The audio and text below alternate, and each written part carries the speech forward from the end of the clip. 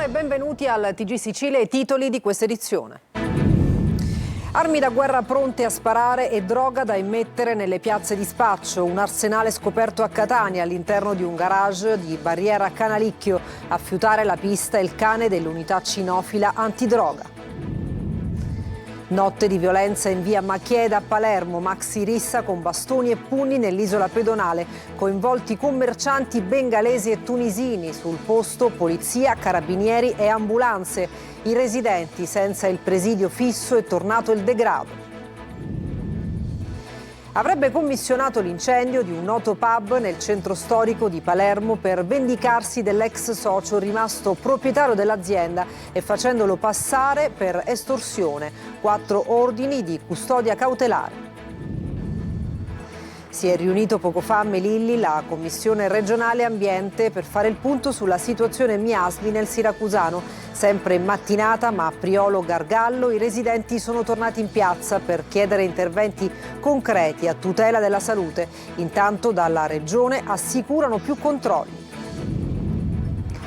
In Sicilia si avvicina Caronte e il caldo non dà tregua. Nel weekend si attende un clima rovente. Bollino arancione su Palermo, giallo su Catania e Messina. Il mare la meta più gettonata per trovare rinfresco. 252 anni dalla fondazione della Guardia di Finanza, cerimonie solenni in tutte le città. Noi siamo andati a Catania, occasione per tracciare il bilancio delle attività svolte nell'ultimo anno a tutela di cittadini, imprese e legalità. E poi il calcio, il Palermo rinnova il contratto al portiere finlandese Joronen, in entrata fatta per Hernani, Estevan e Cassandro, rosanero che mettono la freccia sul mercato.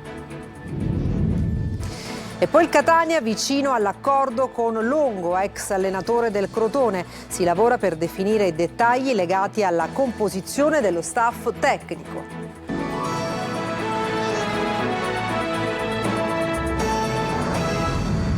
Dunque, ben trovati, un arsenale pronto all'uso è stato scoperto a Catania all'interno di un garage di Barriera Canalicchio. A fiutare la pista il cane dell'unità cinofila antidroga, Emanuela Corsi.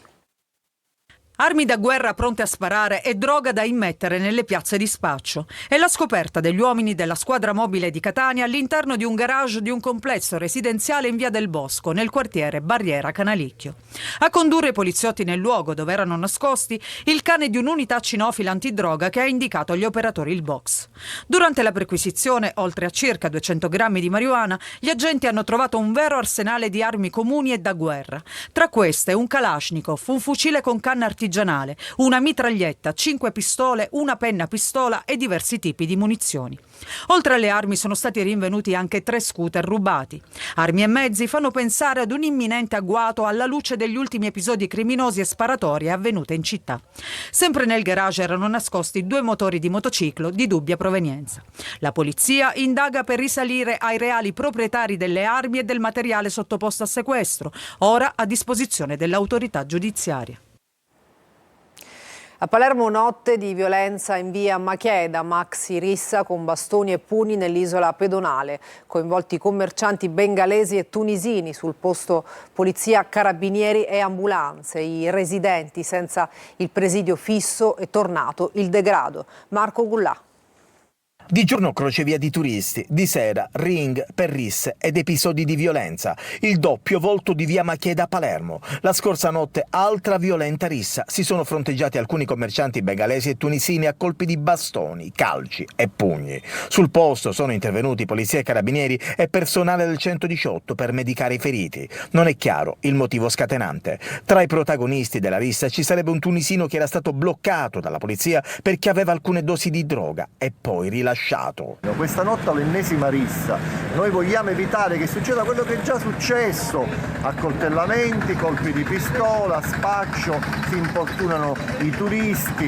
Quindi non possiamo che chiedere al prefetto e al questore di disporre con una certa urgenza il presidio in quel sito. Un commerciante bengalese ci dice: abbiamo paura ogni giorno. Pericolosa questa strada di sera? Moltissimo. Sì? Sempre qua, vedevo sera qua, tunisino, senegalesi, croati, noi non possiamo lavorare così. Noi sempre paura, noi pagare affitto, tasse, come fare a vivere così qua? Da alcuni giorni il presidio di polizia non c'è più, dice un residente, e sono tornati di nuovo alla carica questi giovani che hanno sempre atteggiamenti violenti e tendono a controllare la zona, per non parlare dello spaccio ad ogni ora del giorno.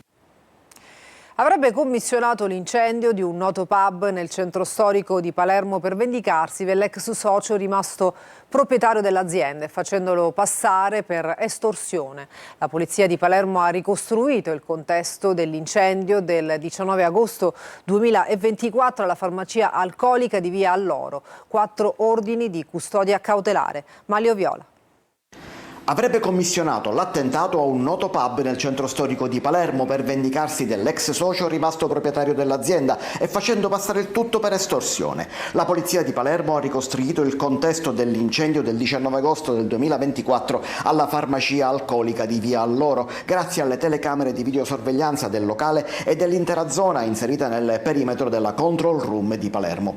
L'auto con gli attentatori è stata infatti seguita dalle telecamere e ricostruito il percorso fino all'incendio. Adesso gli uomini della quinta sezione della squadra mobile hanno eseguito 4 ordini di custodia cautelare, 2 in carcere, 1 ai domiciliari e un obbligo di dimora e di presentazione alla polizia giudiziaria. Il mandante sarebbe stato Francesco Damiani, 61 anni, ex socio del locale, al quale è stato notificato l'obbligo di dimora e di presentazione alla polizia.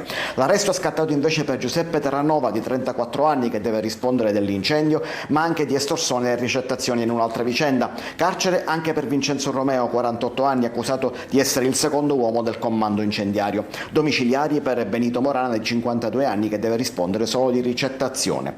Dopo l'incendio alla farmacia alcolica, infatti, nelle indagini è emerso anche un altro episodio di cavallo di ritorno, ovvero la restituzione di un'auto rubata dietro il pagamento di una sorta di riscatto addebitato a Terranova e Morana.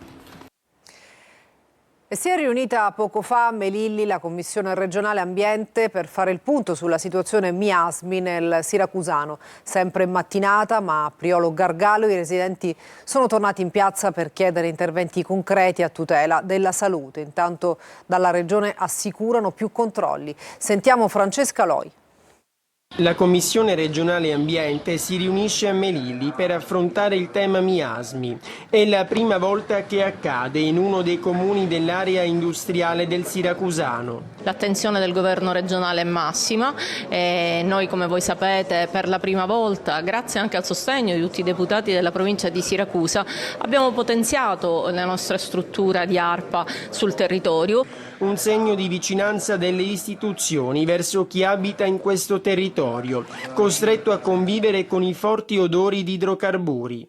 La presenza del governo e di tutte le istituzioni ambientali, questo dà chiaramente un rinforzo nei rapporti fra socialità e amministrazione. Alla riunione nel Palazzo Comunale sono stati invitati anche gli altri sindaci della zona e i rappresentanti delle aziende del polo petrolchimico. Stiamo facendo dei controlli straordinari, stiamo collaborando con gli enti di controllo e quindi stiamo facendo tutto quello che è nelle nostre possibilità. Nel frattempo a Priolo Gargallo si scende in piazza. È la seconda volta nella stessa settimana. Il no ai miasmi arriva a gran voce dalla gente. L'ARPA fa sapere che l'aria è costantemente monitorata, ma ai residenti questo non basta. È 70 anni che ci riempiono di parole di inquinamento, cielo, mare e terra, ma poi a fatti concreti siamo nel 2026 e siamo qua ancora in piazza a marciare per avere un po' di salute. In strada c'è anche Don Palmiro Prisutto, il parroco di Augusta, che ogni mese celebra in suffragio delle vittime del cancro.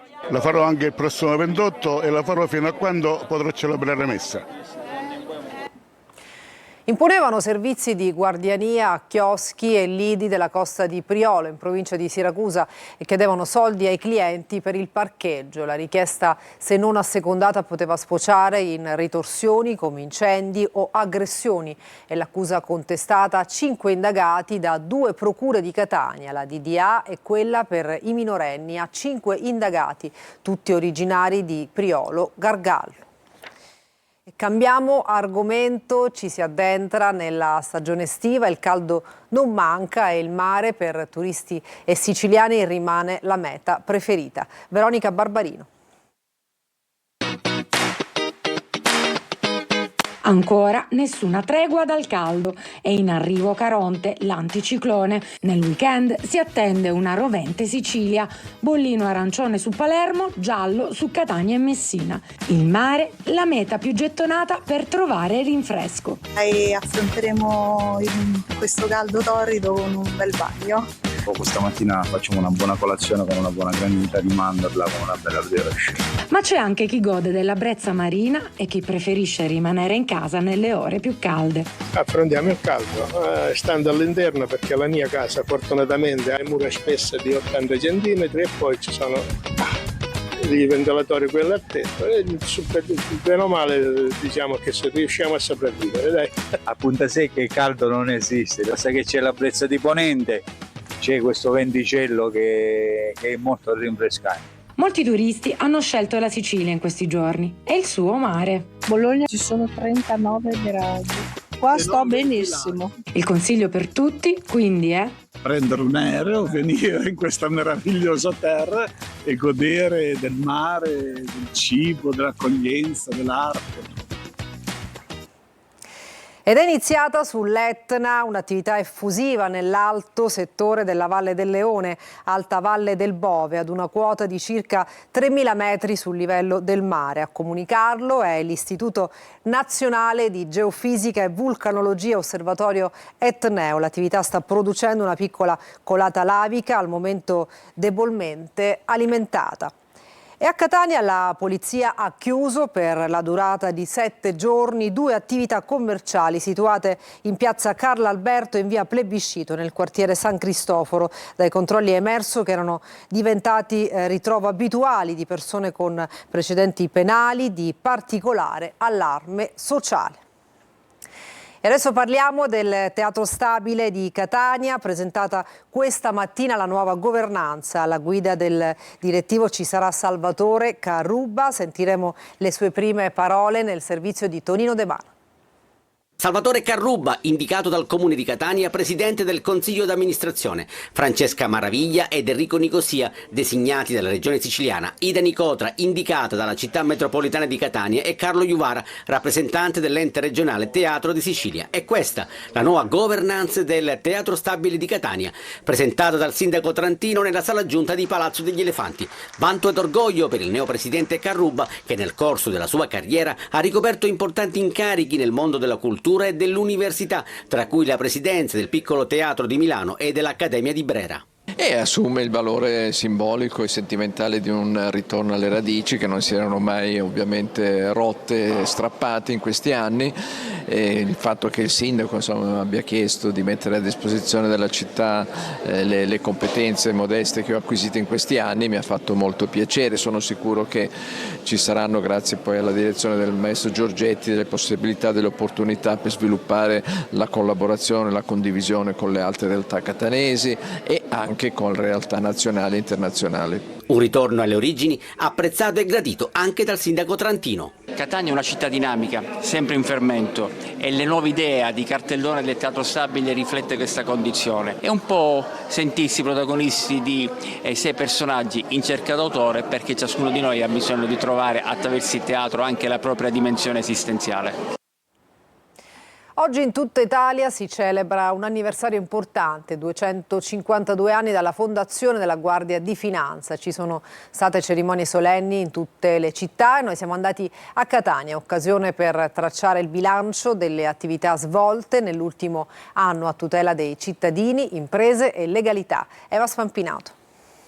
Oltre 2 secoli di storia, di evoluzione e di servizio al paese, dalla Legione Truppe Leggere ai confini del Regno Sabaudo nel 1774 fino alla moderna polizia economico-finanziaria che combatte evasione, frodi, criminalità organizzata. Il nostro impegno è appunto quello di contrastare queste fenomenologie che nel tempo si sono trasformate velocemente da fenomeni frammentari a fenomeni sempre più strutturati che non rimangono circoscritti nel territorio di riferimento, ma che assumono carattere nazionale e talvolta anche internazionale. La Guardia di Finanza celebra oggi 252 anni di attività e lo fa con celebrazioni ufficiali in tutta Italia.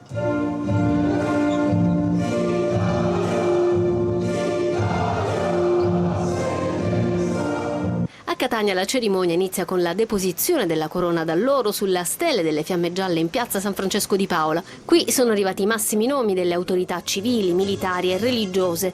Un momento solenne salutato dal messaggio da parte del Presidente della Repubblica, che è stato anche occasione per fare il punto sull'attività svolta dalle fiamme gialle tra il 2025 e i primi mesi del 2026. Parliamo di 6.300 interventi complessivamente, 1.500 indagini in tutti i settori di intervento della Guardia di Finanza, dalle frodi fiscali agli interventi in tema di tutela della spesa pubblica, le attività di contrasto degli illeciti economico-finanziari, tutti quei fenomeni che incidono sulla concorrenza e sono in danno ovviamente della competitività delle imprese e dei contribuenti onesti e che rispettano le regole. Ad Acireale è presentata l'estate 2026, oltre 2 mesi di eventi dal Grande Cinema con Carlo Verdone alla storica Fiera dello Ionio. Domani primo appuntamento con la musica jazz in Piazza Duomo. Orazio Longo. Ad aprire il programma sarà la musica jazz con 4 serate gratuite in Piazza Duomo che porteranno ad Acireale artisti del calibro di Rita Botto in quintet, Roberta Maci quartet, Luca Madonia in trio e Francesco Cafiso con Aaron Goldberg. Nell'estate 2026 di Acireale si passa dalla musica all'enogastronomia, dalle tradizioni popolari al cinema, con Carlo Verdone ospite della rassegna cinematografica 4 serate con Carlo, che si terrà dal 9 al 12 luglio alla Villa Belvedere. A questi si aggiungono tutti gli eventi delle frazioni, tutti gli eventi nei quartieri, perché ogni anno finanziamo anche associazioni e parrocchie che danno un contributo che rendono vive anche i nostri quartieri popolari, ma anche le frazioni a mare. Quindi una estate ricca di eventi come gli scorsi anni. Ad agosto il ritorno del Carnevale d'estate, museo diffuso, identità, arte e cultura, che riporterà nel centro storico gli spettacolari carri allegorici, mentre dall'8 al 13 alla Villa Pennisi il festival musicale. A chiudere il cartellone la Fiera dello Ionio, storico appuntamento settembrino. Il programma Acireale Estate 2026 è patrocinato dal Ministero del Turismo e dalla Regione Siciliana. Il gruppo Altea diventa Iperia e guarda alla transizione energetica in chiave nazionale. In Sicilia grandi potenzialità ma pochi impianti attivi, spiegano dall'azienda che punta a eolico e fotovoltaico, ma rimane il nodo del costo al consumo. Orazio Longo. La Sicilia è oggi la prima regione italiana per numero di autorizzazioni a impianti di produzione da fonti rinnovabili rilasciate e tuttavia importa ancora energia dal continente. Il dato più eloquente dello scarto tra la capacità autorizzata e quella effettivamente installata e operativa è il rapporto di quasi 1:4. In questo quadro garantire la specificità del territorio con lo sviluppo sostenibile dell'energia rinnovabile come l'eolico o il fotovoltaico diventa fondamentale secondo Iperia, ridenominazione del gruppo Altea. Penso ad esempio alla soluzione dell'agrivoltaico che permette di far vivere in sano modo sia la coltura agricola esistente e la produzione di energia elettrica. I consumi elettrici italiani sono destinati a crescere dagli attuali 300 terawatt annui ai 360 stimati per il 2030 e con i consumi anche i costi per famiglie e imprese, calcolando il prezzo unico nazionale su base ponderata che non favorisce la nostra isola. Un altro tema su cui si dibatte e sul quale dovremmo forse dibattere di più, soprattutto noi che stiamo in Sicilia, è l'opportunità per le imprese e le famiglie siciliane di poter godere di qualche beneficio dovuto alla produzione di energia sul nostro territorio. Ad esempio si potrebbe pensare di permettere ai consumatori, famiglie e imprese che stanno in Sicilia, di poter acquistare l'energia parametrata al prezzo zonale orario anziché farlo col prezzo nazionale, cosiddetto PUN Index. Insomma, secondo lo studio presentato da Iperia, per fare della Sicilia il principale hub energetico del Mediterraneo servono investimenti ma anche un quadro normativo stabile, infrastrutture di rete adeguate e un sistema tariffario che trasferisca ai consumatori locali i benefici della produzione rinnovabile. E adesso una pausa, tra poco la nostra pagina sportiva, non mancate.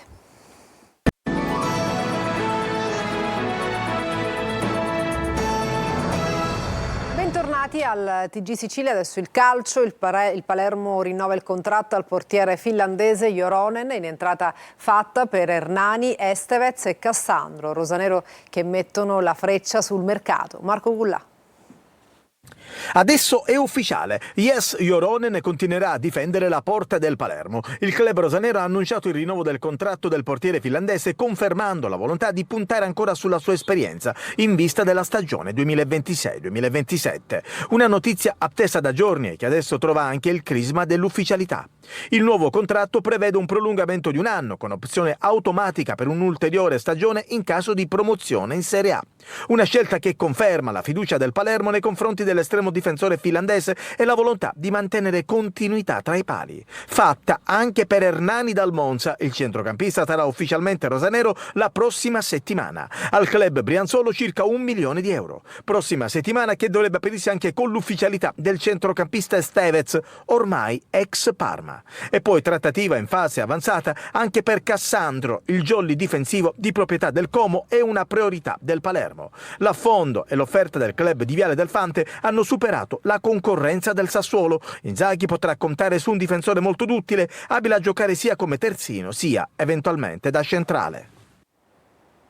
Svolta Longo, il Catania vicino all'accordo con l'ormai ex allenatore del Crotone che ha salutato la tifoseria con un messaggio d'addio. Si lavora per definire i dettagli legati alla composizione dello staff tecnico. Tonino De Mano.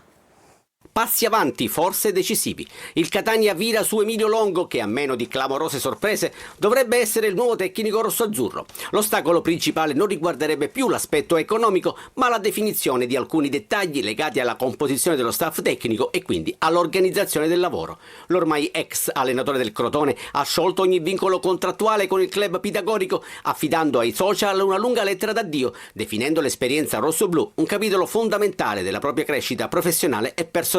Sul Longo ci sarebbe l'interessamento del Foggia, ma i pugliesi attendono l'ufficialità del ripescaggio, mentre il Catania non vorrebbe più aspettare, visto che il tempo stringe e bisogna programmare la stagione del rilancio. La società di Ross Pelligri è pronta ad avviare una profonda riorganizzazione dell'organico, pur mantenendo uno zoccolo duro di calciatori da cui ripartire: Dini, Di Gennaro, Cicerelli, Lunetta, su tutti. Nei prossimi incontri potrebbero essere definiti anche gli ultimi aspetti relativi allo staff tecnico. L'idea sarebbe quella di portare a Catania buona parte dei collaboratori che hanno accompagnato Longo nell'esperienza di Crotone, garantendo continuità metodologica e organizzativa. Parallelamente si preparerà anche il lavoro in vista del ritiro estivo fissato per il 16 luglio, con il mercato che entrerà presto nella sua fase operativa.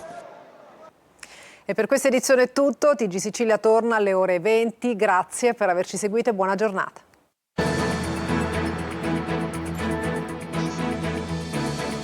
Entra nel mondo dell'informazione con l'app Sicilia Web. Resta sempre aggiornato con le news e le live in diretta.